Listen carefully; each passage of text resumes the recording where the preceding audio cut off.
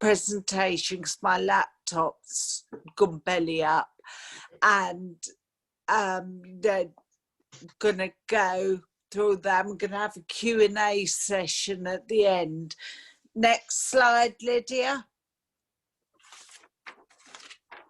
Right, in 1986, a lady called, sorry, let me start again. So I'm going to start by telling you a story about a very special lady called Frances Hay,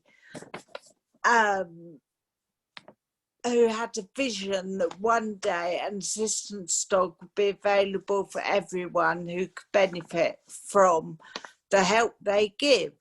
At the age of just 16, that's Frances there, at the age of just 16, Frances was diagnosed with bone cancer and had to have a half thigh amputation. However, undeterred by her disability and uncertain life expectancy, she continued to maintain her vitality, cheerfulness, and love of animals. Her own dog, Kim, a Belgian Shepherd, helped her to overcome some of her physical problems, giving her very welcome support, companionship, and seemed to know instinctively when she needed her help. It was this special rapport, a very special bond they had that inspired Frances to realise a dog could help disabled people in many ways. In 1988, when she was just 39, Frances's vision became a reality. With her unwavering determination and a small team of similarly like-minded people, they began training dogs specifically to help adults with physical disabilities. They created a charity called Dogs for the Disabled, which was the former name of Dogs for Good. Sadly, Frances died in 1990, so she would never know just how impactful her vision had been. But we are sure that she would be very proud in the way Dogs for Good have progressed and developed the services offered. Next slide, please, Lydia. And along comes my story. And sorry, I'm just trying to turn my page, right? And in the background, Duke, my assistant's dog, he was born and was being trained by Ruth. And but my story all starts just over 10 years ago. I was diagnosed with MS. And I went from being a very outward person, you know, always going out, and to being really isolated and depressed. And because my body was failing me, I became a prisoner in my own home because I couldn't open and close doors and pick things up that I dropped. And it was just really, really bad. And then in about 5 years ago, we were watching, myself and my husband David were watching Children in Need, and they had a section on this lovely little child or young adult. She had an assistance dog, and that was Dogs for the Disabled, and that sent the cogs going in David's head. You know, he thought that a dog would be able to help me, and I said, no, I've been out, you know, I've grown up with animals and they need walking, and because I can't even walk myself and I can't stand, it wouldn't be kind to have a dog because I couldn't look after it properly. And he insisted, so I contacted Dogs for the Disabled to just hear what they thought. And they were in the process of changing their name to Dogs for Good. And you know, I kept in touch with them, let them know my interest, and eventually we were invited to an information day, and you know, in Banbury, the head office, and so we went up, and that's where I met Duke. You can go to the next slide, Lydia, please. Thank you. And we went up to Banbury, and a lady called Claire Lush was running the information day, and there was about 12 people there, all with a range of disabilities. Some were more disabled than I was, some were less, and they all had different needs. And Claire, she said that she would like to bring in 2 dogs that have qualified, they've done their basic training, so they hadn't yet been partnered up with anybody. And one of them was Duke. And I met him, and he came in and he looked around the room and he made a beeline for me. I don't know why, but he did. And so it all started then, and we qualified in September 2006. My life changed. Next slide. Thank you. And he has completely changed. He's completely changed my independence. He's made me more independent, and I can go out and that. And this where he is now, I free run him a lot. There's me and Duke and my wheelchair, and my wheelchair is called Gloria, because she can go take me to places everywhere.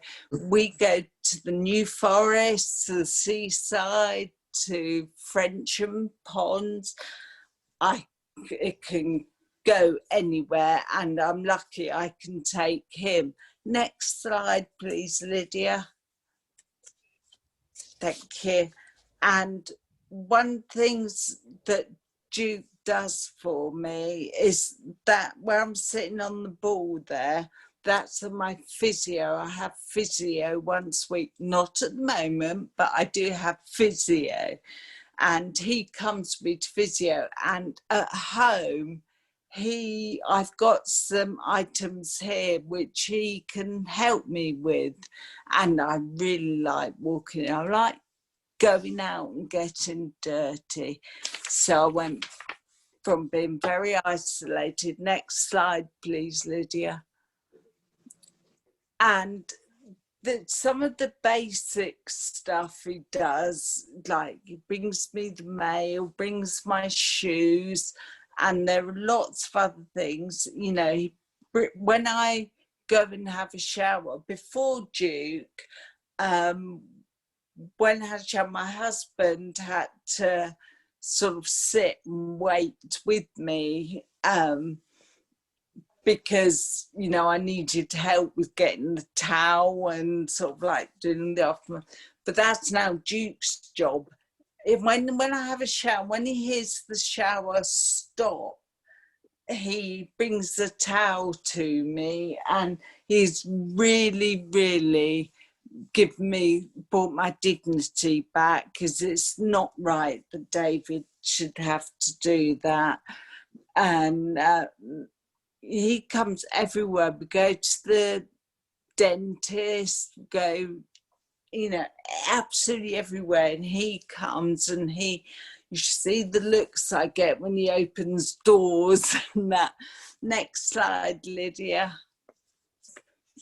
And that's my husband with me there, David. Sadly, he's not here, but he's given me some points to make sure that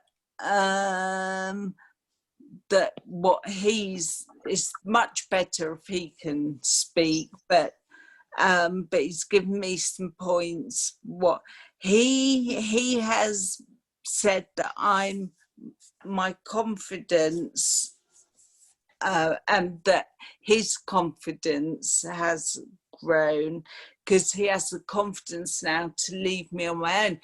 I wear a lifeline, and on the wall I've got a button that's about jam jar lid size, and if I fall and need help and David's not here, I just ask Duke to press the alarm, and he does. So I've always got access to everything. That's absolutely brilliant.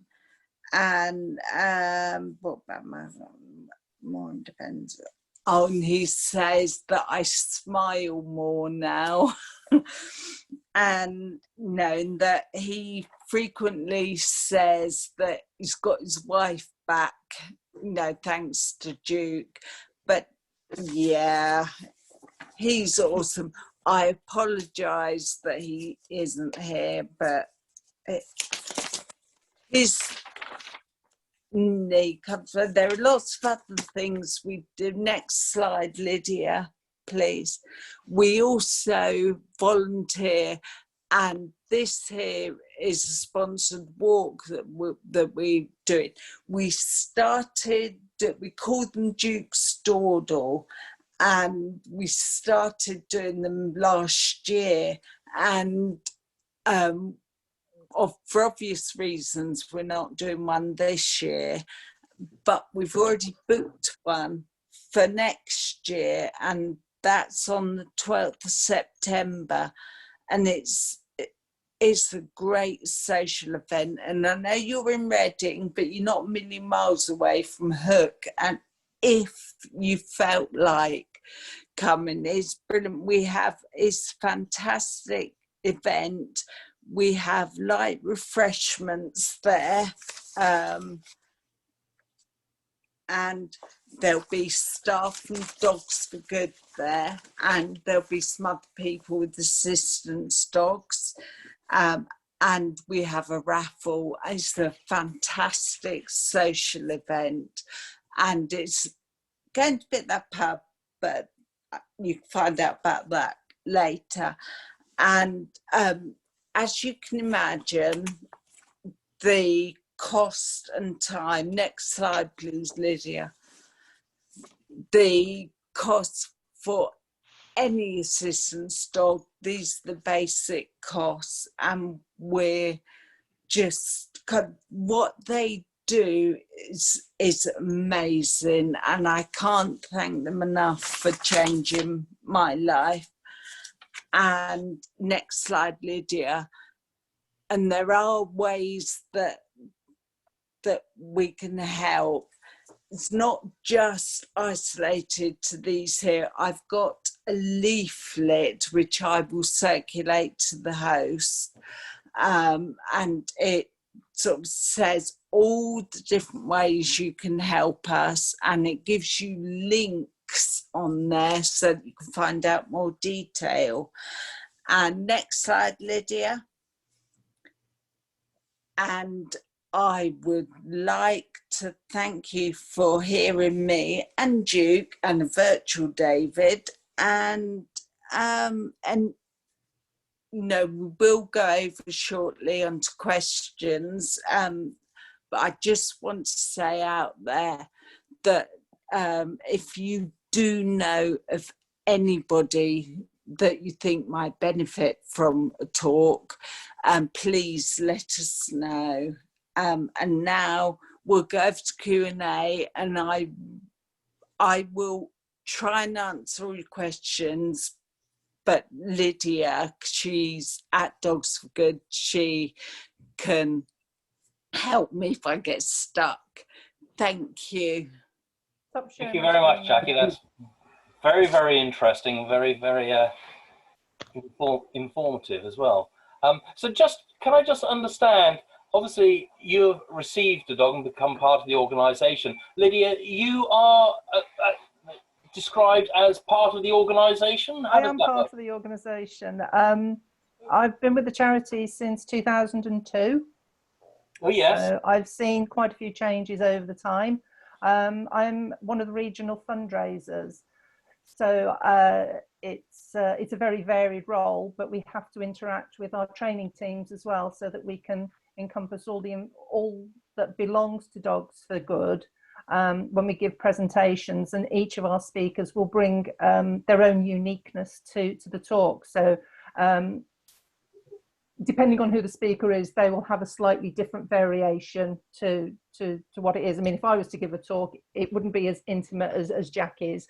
But if anybody does want information about how we use our training methods or anything like that, then obviously we're very, very happy to share all the details. We're a very open organisation.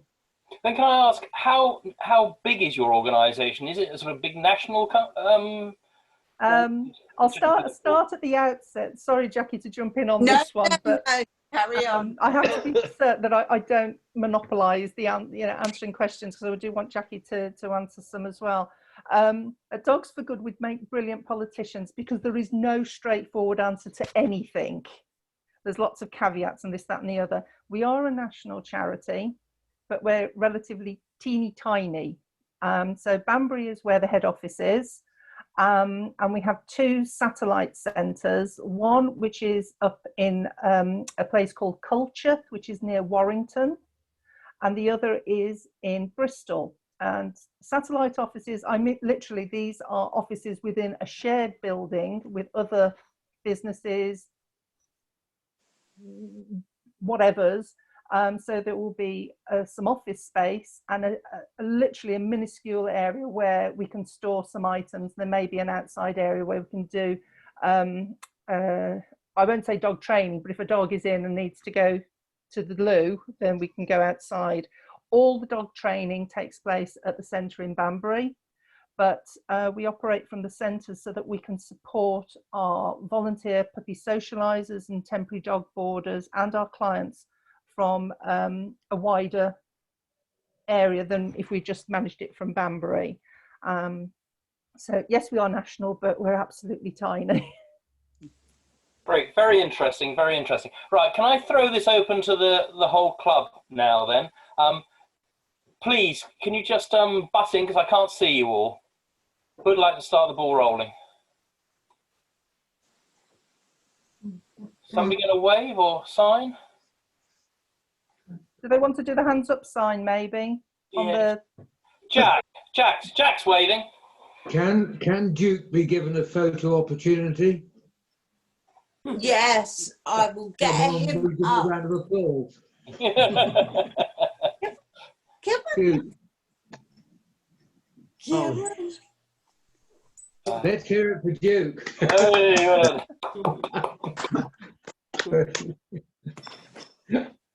He Good. stays with me all the time. He's like that song, Me and My Shadow. Who sung that? Good. He's like that. Good. Yeah. Anybody else like to? Yes, Ryan, as our guest. Please come on. You're on mute, Ryan. Ryan? Oh, yeah, I've got it. That's better. So no, I was just going to ask, what seem to be the best dogs to train? Is it like Labradors, or like do you also have like Springer Spaniels? Like, what seem to be the best ones that they have labs and retrievers and cockapoos, but I will just ask Lydia to. We will always use Labradors or Retrievers as the first point of call. We will use first crosses between those 2 breeds. We've also had Golden Retriever cross German Shepherds. We don't use pure German Shepherds. There have been Labradoodles, Cockapoos. It's mainly all from the working dog line, and the reason for that is that the dogs have got an inbred instinct to retrieve, pick up, stay with you. They are very biddable dogs, Equally happy to be on a busy day out with you, and just as happy to lay at your side if you want to have a quiet time as well. People have often asked us, well, why don't we use border collies? Because surely they are the most cleverest dogs on the planet. Poodle owners will argue that point. This type of work is definitely not for a border collie. It is too restrictive for them. A border collie needs a lot of activity, mental stimulation. They will spend a whole day herding sheep, come back at the end, sit down, have a rest, and then ready to go again. So it's just not stimulating enough for such an active and agile dog as something like a border collie. But the gun dog breeds are always going to be our go-tos. Fascinating. Yes. We've got Eric now waving. Hi. Good morning, Eric. Good morning. Sorry I was late. It's a question, I suppose, for Hilda. For Hilda, is it? No. No, Lydia or Jackie. Anyway, can you outline some of the other conditions that people have that you help, please? Do you want me to do that one, Jackie? Over to you, Lydia. Yeah, I mean, we always say, you know, it's the dog's a partner with someone who's got disabilities. And we'll always say, you know, it'll be for adults or children who are wheelchair users or use walking aids. What it doesn't describe is the health conditions that person has. So a lot of our clients are like Jackie and they have MS. There's cerebral palsy, there's autism, there's Duchenne's as well. Each condition is very hard for anyone to deal with, but it's not just that particular condition itself, it's other underlying effects that come into that person's daily health that render them very difficult to cope with everyday pressures. Children who have got autism, the spectrum for that is so wide and ranging, and yet we're still managing to place dogs within those family units, or to create a workshop where the parents can attend and see whether their pet dogs can help. I'm just trying to think off the top of my head some of the other conditions that the clients may have. Most of them I can't pronounce. Brittle bones is another one. I'm not going to try and be a Latin name for that one because I can't remember. Osteo something. Fibromyalgia is another one. I think cerebral palsy. Can I just ask, because obviously we all of us hear about dogs for the blind, and we've had a talk on dogs for the deaf as well. Yeah, hearing dogs for deaf. So how many different organisations are there sort of that deal with dogs for disabled folk? Okay, there is an umbrella organisation called Assistance Dogs UK, which is part of a larger organisation called Assistance Dogs International. But Assistance Dogs UK, underneath that umbrella, there are, I think it's 7 or 8 organisations. Guide Dogs for the Blind is the most well-known one. Hearing Dogs for Deaf, Dogs for Good. There is also Canine Partners, Support Dogs, Dog Aid. Oh crikey, I can't remember them now. Sight Dogs. There's about 7 or 8 altogether. And the reason why we are part of Assistance Dogs UK is because we have had assessments and been accredited status into the organisation. The assessments are on how we are set up as an organisation, the way we deal with training our dogs, looking after our dogs, our breeding scheme, how we look after each other as members of staff, how we look after our clients, our volunteers, and all our stakeholders, and the whole ethos of how we operate. And you have to have that accreditation to be given a standing within the organisation of Assistance Dogs UK, and we get assessed every year to make sure that our standards are kept up to the optimum levels, as will any of the other organisations. But each one will have their own specialised theme as to what their dogs will do. Medical detection dogs was another one. Sorry, I completely forgot them. Yes, of course. Of course, yes. Right, now we've got David waving first of all, and then Leslie. Yeah, I'm just going to say, why did you change the name from Dogs for Disabled to Dogs for Good? Because Dogs for Disabled describes what the dogs are for. Jackie, do you want to give it a go? No, you can carry on. I know disabled is a word we shouldn't use these days, but it's Lots of it's things, there. lots of things. Crikey. Dogs for the Disabled, yes, definitely did do what it said on the tin. But we were finding that more and more people were approaching us to say, that's great, but what about my condition? What about this? What about that? And the word disabled was almost holding us back with the way we wanted to progress and obviously help as many people as we possibly could. So it wasn't an easy decision to do the change. And we did meet with adverse comments as well as, very positive reactions. But we went down the route, we decided this if it's going to happen, it has to happen now, which it now was in 2015. And Dogs for Good does take a little bit of explaining, but once you get it, you understand the reasons why. We wanted to tell everybody that there is so much good that can happen from putting a specially trained dog with someone who needs their help, and the goodness a dog can bring into our lives, getting us out into the open, getting us talking to one another, and just being more inclusive rather than reclusive. Our work has just motored on. It started off just for adults that are either wheelchair bound or walking aid reliant. It went on then to include children in a similar situation, and then children with autism. And now that's expanded to help people with early onset dementia, those who have got mental anxieties, and within social care systems as well, and hospitals and schools. So we're helping a much wider range of people to achieve their goals. So consequently, Dogs for Good has enabled us to move on ahead. Language over the years changes, and certain words become, don't use those words anymore.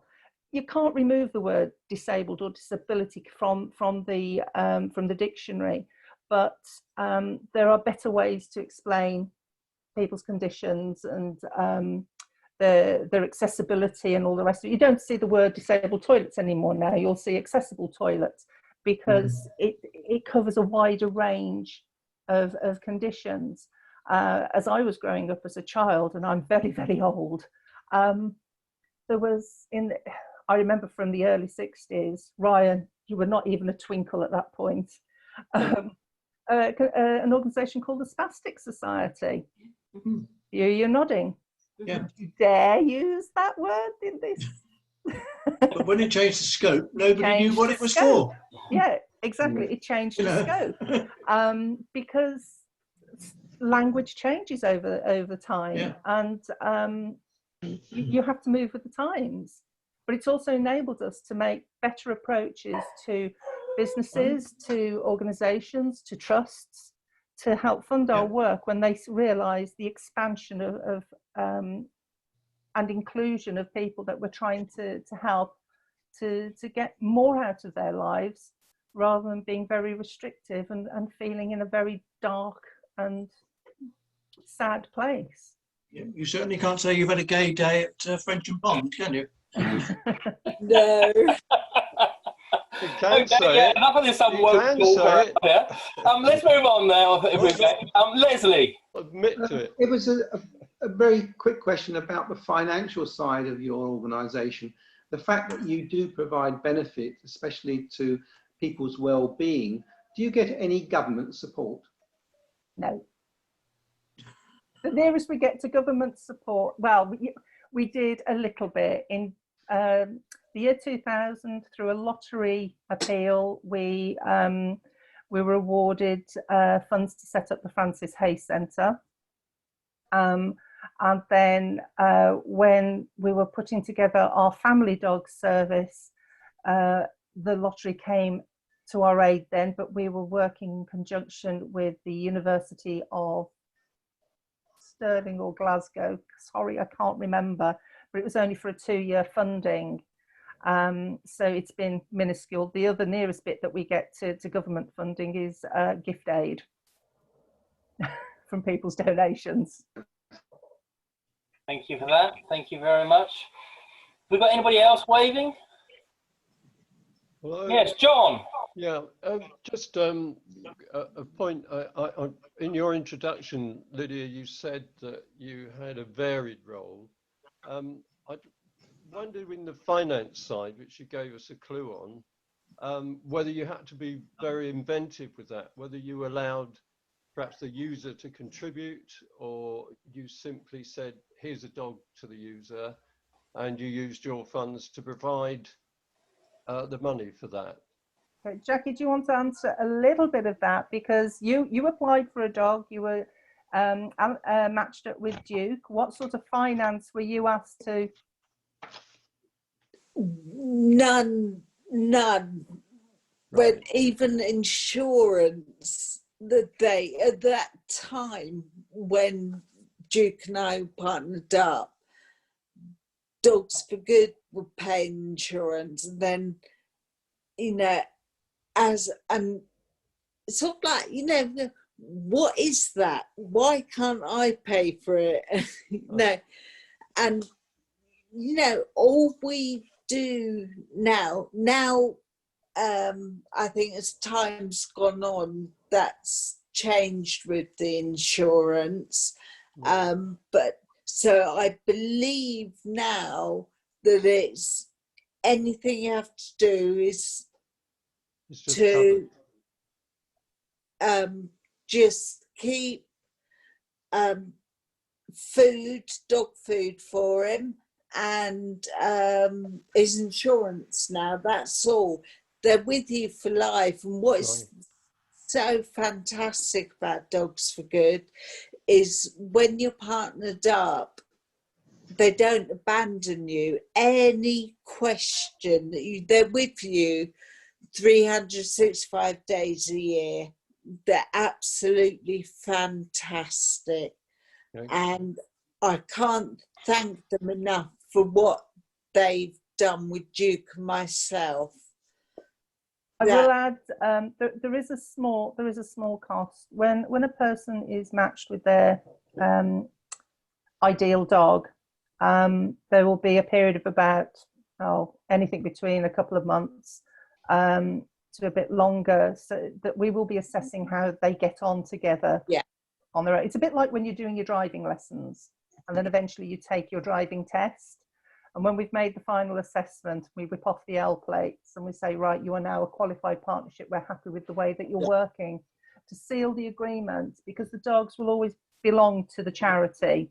That we ask the client to sign a contract to say that they will look after the dog according to our guidelines and our wishes and all the rest that goes with it. And we ask for £25 to seal that agreement. Back in the days of Dogs for the Disabled, our dog food supplier very kindly paid for all the dog food. That was their contribution. They paid for all dogs that were working, all our dogs in training, and all our puppies. They paid for every scrap of food. Unfortunately, as the recession hit, you know, several years ago, they were unable to continue that. They did it for many years, and so we had to try and start to absorb those costs. And we did ask some clients if they were in a position to perhaps contribute, not that they had to, but if they could contribute. Some can, some cannot. The ones that cannot, we absorb the costs. So, you know, there is a little bit of ask there, but there's never a demand there. And if a client is unable to pay for the cost, we're not going to say, that's it, you can't have your dog. We will just absorb those costs ourselves. Thank you very much. Yeah. Has anybody else got any burning questions? Butt in, because I can't see you all. Yes, Jane. I've come across canine partners. What's the difference between what Canine Partners does and what you do? We do exactly the same. We started a little bit before they did. We've just diversified a bit more with the amount of services we now provide. So we were out of all of those assistance dog charities that are out there, the ones that I've all named, we were the first ones to partner dogs with children, and then to partner dogs with children with autism. Whereas I think Canine Partners have continued to just support adults. They may be changing a little bit, but they've maintained just dealing with adults. As far as I'm aware, I'm sorry if I've got it slightly wrong, but the work that their dogs do, they're trained to the same. We're trained to the same level. Their dogs will pick things up and open doors, just absolutely just the same. It's just a different organisation. Brilliant. Thank you for that. That's been very, very interesting. I can't see anybody else waving at the moment. So can I just hand them over to Roger to say a few words, please? Yes, certainly. Jackie and Lydia, it's particularly appropriate that I make this vote of thanks because throughout my life, I've never had a dog, and neither has members of my immediate family had a dog. But 4 months ago, our son and daughter-in-law and grandchildren who live locally have now got a boxer puppy. So I've been exposed really to the intelligence, personality and abilities of which dogs are capable. So the story, Jackie, that you gave of your life and the involvement with Duke was very interesting and very clear. I'm still amazed when you pointed out that Duke is able to press an alarm button if you have a problem. I think that's wonderful. So it's really meant a lot and opened my eyes. I'd like to ask the members of the club to show their appreciation in the usual way and to thank you both for coming and giving the presentation today. So thank you very much. Thank you. Thank you so much. Yes, thank you very much, both of you. Right, just any other business, please? Any other members like to? We haven't heard from several members here today. Does anybody else like to just make a comment at all about anything? We've got a little bit of time left on air. Definitely hush in the close tonight. Just to say, got up to fight. Tim, just to say the dogs are wonderful companion and they are lovely creature. And I always grew up with a dog and I have a dog almost daily for a walk. I love it. Yes, I see Pran walking down to the river most days with his dog, and at least it gets you out of the house, gives you a bit of exercise, a bit of fresh air. Does you good. Mind you, I don't think my wife's 4 springers are in the same kettle of fish, but there we go. Hey ho. Right, nobody else got anything? Then I'll wind the meeting up. Just to say again, thanks to our 2 speakers today, Jackie and Lydia. I found this really very interesting. It's lovely to see our 3 guests as well, Jane, Ryan and John. Let's hope you come along and join us again, especially in a fortnight's time, wearing your funny hats. Everybody, funny hats. Come on, we've got to be really sensible about this and wear stupid hats. Yes, I'm afraid since I've been president, the club's going downhill. It's an exponential curve. We've all heard about that. Any case, and Bob, get your daughter wound up, ready for a fortnight's time. Yeah, she's very busy, I can tell you. Is she? Oh, I can imagine she is. Well, if she can spare us a few minutes, we'll be very grateful. Okay. In case, with nothing else to say, thank you all for joining. Thank you for the 2 Allens for organising the meeting as well. And I declare the meeting closed.